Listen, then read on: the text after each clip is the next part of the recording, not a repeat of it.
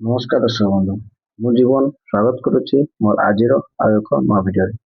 ଦର୍ଶକ ବନ୍ଧୁ, ଏଗ୍ରିଷ୍ଟିକ୍ ଆଇଡିକୁ ନେଇ ଗୋଟେ ବହୁତ ବଡ଼ ଅପଡେଟ୍ ଆପଣମାନଙ୍କ ପାଇଁ ଭିଡିଓ ମାଧ୍ୟମରେ ନେଇ ଆସିଛି। ଯଦି ଆପଣମାନେ ଭିଡିଓ ଫାର୍ଷ୍ଟ ଲାଷ୍ଟ ପର୍ଯ୍ୟନ୍ତ ଦେଖୁଛନ୍ତି ତାହେଲେ ଆପଣ ଜାଣିପାରିବେ କି ଆପଣଙ୍କର ଏଗ୍ରିଷ୍ଟିକ୍ ଆଇଡି ଆପଣଙ୍କର କେଉଁ ସବୁ କ୍ଷେତ୍ରରେ ଆପଣଙ୍କର ଆବଶ୍ୟକ ରହୁଛି ଏବଂ ଯଦି ଆପଣ ଏଗ୍ରିଷ୍ଟିକ୍ ଆଇଡି ବନାଉଛନ୍ତି ତାହେଲେ ଆପଣମାନେ କେଉଁ ସବୁ ସୁବିଧା ପାଇପାରିବେ।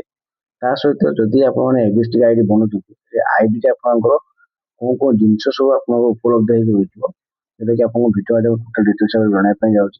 ତା ପୂର୍ବରୁ ଯଦି ଆପଣ ଭିଡିଓରେ ନୂଆ ଅଛନ୍ତି ଭିଡିଓକୁ ଲାଇକ୍ କରି ଚ୍ୟାନେଲଟିକୁ ସବସ୍କ୍ରାଇବ କରିବା ପାଇଁ ଜମା ବି ଭୁଲନ୍ତୁନି। ଯଦି ଆପଣମାନେ ଆମ ଫେସବୁକ୍ ପେଜକୁ ଫଲୋ କରୁଛନ୍ତି ତାହେଲେ ଆପଣ ଫେସବୁକ୍ ପେଜ ନାଁ ହେଉଛି ଆପଣଙ୍କର ଲିକନ ଏକ୍ସପ୍ରେସ୍ ଆପଣଙ୍କ ଫେସବୁକ୍ ପେଜ ଯୋଉଟାକି ଆପଣଙ୍କୁ ମୁଁ କହିଦେଉଛି। ଏଇ ଫେସବୁକ୍ ପେଜରେ ଆପଣ ଫଲୋ କରିପାରିବେ। ଯାହାବି ଆମେ ଗଭର୍ଣ୍ଣମେଣ୍ଟ ଇନଫର୍ମେସନ ରିଲେଟେଡ୍ ଭିଡିଓ ପକଉଛୁ ଯେମିତି ଆମ ୟୁଟ୍ୟୁବରେ ପଡୁଛି ସେମିତି ମଧ୍ୟ ଆମ ଫେସବୁକରେ ପଡୁଛି, ଆପଣ ସେଠି ଯାଇକି ମଧ୍ୟ ଫଲୋ କରିପାରିବେ।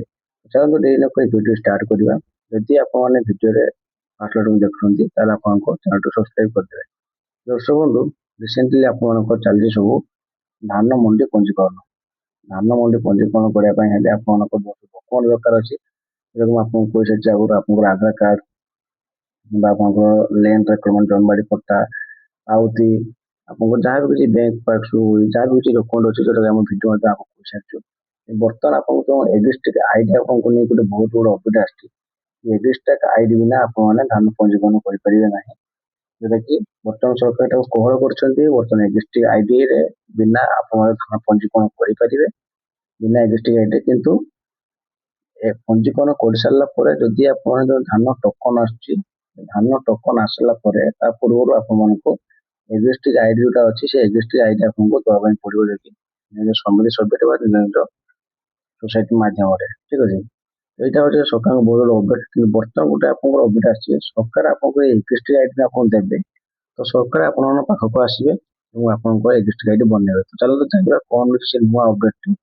ତ ଆପଣଙ୍କର ଏଠି ଲେଖା ଯାଇଛି କି ଚାଷୀଙ୍କୁ ମିଳିବ ଆଧାର ଭଳି ସ୍ୱତନ୍ତ୍ର ପରିଚୟ ପତ୍ର। ଏଗ୍ରିଷ୍ଟିକ୍ ଆଇଡି ପାଇଁ ଘରକୁ ଯିବେ ସରକାର।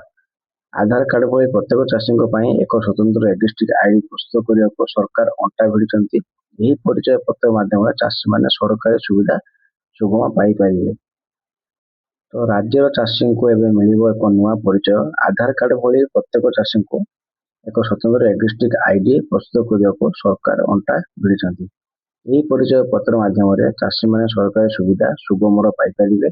ଏହି ପଞ୍ଜୀକରଣ ପ୍ରକ୍ରିୟା ବିଭିନ୍ନ ସମବାୟ ସମିତି ବା ସୋସାଇଟିରେ କରାଯାଉଛି।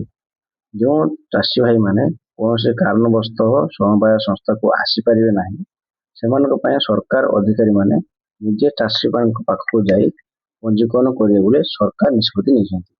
ଏଇଟା ମୁଁ ଆପଣଙ୍କୁ ବୁଝେଇବି। ଦେଖନ୍ତୁ, ଯଦି ଆପଣମାନେ କିଛି ଅସୁବିଧାର ସମ୍ମୁଖୀନ ହୋଇକି ଯଦି ଆପଣମାନେ ଏସବୁ ଜିନିଷ କରିପାରୁନାହାନ୍ତି ତାହେଲେ ଆପଣମାନେ ଯାଇକି ସମିତି ସଭ୍ୟ କମ୍ପ୍ଲେନ୍ ଯଦି କରୁଛନ୍ତି ତାହେଲେ ଆପଣଙ୍କ ଚାଷୀ ଭାଇମାନଙ୍କ ପାଖକୁ ସରକାର ଆପଣଙ୍କ ଯେଉଁ ଅଧିକାରୀ ମାନେ ଅଛନ୍ତି ସେମାନେ ନିଜେ ଯାଇକି ଚାଷୀ ଭାଇମାନଙ୍କ ପାଖକୁ ଯାଇ ପଞ୍ଜୀକରଣ କରିବେ ବୋଲି ସରକାର ମଧ୍ୟ ନିଷ୍ପତ୍ତି ନେଇଛନ୍ତି।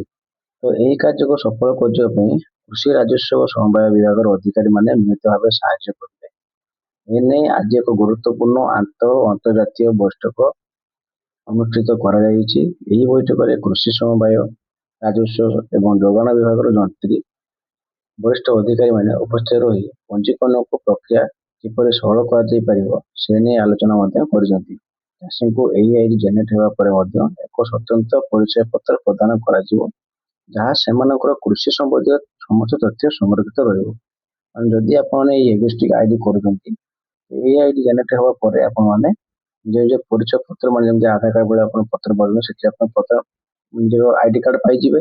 ତା ସହିତ ସେ ଆଇଡି କାର୍ଡରେ ଆପଣମାନଙ୍କର ସମସ୍ତ ପ୍ରକାର ତଥ୍ୟ ବା ଆପଣଙ୍କ ଜମି ଡିଟେଲ୍ସ ଯାହା ବି ଅଛି ସେଥିରେ ହବ ଟୋଟାଲ ଡିଟେଲ୍ସ ଯାହା ବି କିଛି ଆପଣ ଡକୁମେଣ୍ଟ ଦେଇକି ଆପଣ ପଞ୍ଜୀକରଣ କରୁଛନ୍ତି ତ ସେଇ ସବୁ ଡିଟେଲ୍ସ ଆପଣଙ୍କୁ ସେ ଆଇଡିରେ ହିଁ ରହିବ।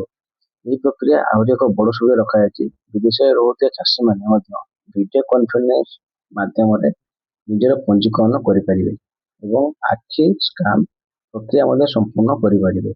ରାଜସ୍ୱ ମନ୍ତ୍ରୀ ସୁରେଶ ପୂଜାରୀ କହିଛନ୍ତି ଯେ ଚାଷୀ ପଞ୍ଜୀକରଣକୁ ନେଇ କୌଣସି ସମସ୍ୟା ହେବ ନାହିଁ। ଯଦି ଆବଶ୍ୟକ ପଡ଼େ ତେବେ ପଞ୍ଜୀକରଣର ଅବଧି ସମୟ ସୀମାକୁ ମଧ୍ୟ ବୃଦ୍ଧି କରାଯିବ।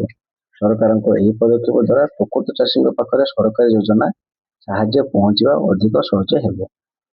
ଯଦି ଆପଣମାନେ ଆପଣଙ୍କ ନିଜର ଇ-KYC କରୁଛନ୍ତି କିମ୍ବା ଆପଣଙ୍କ ଯାହା ବି କିଛି କରୁଛନ୍ତି, ଯଦି ଆପଣ ପଞ୍ଜୀକରଣ କରିବା ପାଇଁ ଆପଣଙ୍କୁ ଯଦି ଅସୁବିଧା ହେଉଥିବ ତାହେଲେ ଆପଣମାନେ ଗୋଟେ ଭିଡ଼ିଓ କନଫରେନ୍ସ ମାଧ୍ୟମରେ ଆପଣମାନେ ପଞ୍ଜୀକରଣ କରି ନିଜ ନିଜର ଆଖି ସ୍କାନ୍ ଦେଇ ସମ୍ପୂର୍ଣ୍ଣ ରୂପେ କରିପାରିବେ, ଯୋଉଟାକି ଆପଣଙ୍କର ସରକାର ଆପଣଙ୍କୁ କହିଛନ୍ତି। ଯଦି ଆପଣଙ୍କର ଏଥିରେ କୌଣସି ଚାଷୀମାନେ ବଞ୍ଚିତ ହେବା ପାଇଁ ସେଟା ମଧ୍ୟ ଆପଣଙ୍କୁ କହିଛନ୍ତି ସମସ୍ୟା କିଛି ହେବ ନାହିଁ। ସରକାରଙ୍କ ପ୍ରକୃତ ଚାଷୀ ଯେଉଁମାନେ ଅଛନ୍ତି ସେମାନେ ସରକାର ଯୋଜନା ପାଇପାରିବେ ଏବଂ ସହଜରେ ପହଞ୍ଚିବା ପାଇଁ ଆପଣଙ୍କର ସୁବିଧା ହେଇପାରିବ, ଯୋଉଟାକି ଆପଣଙ୍କୁ ବହୁତ ବଡ଼ ଅପଡେଟ୍ ଆପଣମାନଙ୍କ ପାଇଁ। ଯଦି ଆପଣମାନେ ଏସ୍ଟି ଆଇଡି ବନଉଛନ୍ତି ଆପଣ କୌଣ ସବୁ ସୁବିଧା ପାଇପାରିବେ, କଣ ଜିନିଷ ନେଇକି ଆପଣ ସବୁ ଜିନିଷ ପାଇପାରିବେ, କେମିତି KYC କରିପାରିବେ, ଯାହାକି ମୁଁ ଆପଣଙ୍କୁ ଟୋଟାଲ ଡିଟେଲ୍ସ ଭିଡ଼ିଓ ଆକାରରେ ଜଣାଇଦେଲି। ଆଶା କরি କି ଭିଡ଼ିଓଟି ଆପଣଙ୍କୁ ଆଜି ବହୁତ ଭଲ ଲାଗିଥିବ। ଯଦି ଭିଡ଼ିଓଟି ଭଲ ଲାଗିଥିବ ଭିଡ଼ିଓକୁ ଲାଇକ୍ କରିଦେବେ, ଚ୍ୟାନେଲଟିକୁ ସବସ୍କ୍ରାଇବ୍ କରିଦେବେ, ପାଖରେ ଥିବା ବେଲ୍ ଆଇକନକୁ ଅଲ୍ରେ ସେଟ୍ କରିଦେବେ। ଆମେ ଯାହା ବି କିଛି ନୂଆ ନୂଆ ରିଲେଟେଡ୍ ଭିଡ଼ିଓ ପକାଉଛେ ଆପଣଙ୍କ ପାଖରେ ପହଞ୍ଚିପାରିବ ଏବଂ ଆପଣଙ୍କର ଯାହା ବି କିଛି ଡାଉଟ୍ ଥିବ ମୋତେ କମେଣ୍ଟ ମାଧ୍ୟମରେ ଜଣାଇ ପାରିବେ। ମୁଁ ଆପଣଙ୍କୁ ସେଇଟା ସଲ୍ଭ କରିବା ପାଇଁ ଚେଷ୍ଟା କରିବି। ଆଜି ପାଇଁ ରହୁଛି ଆଜ୍ଞା, ଧନ୍ୟବାଦ।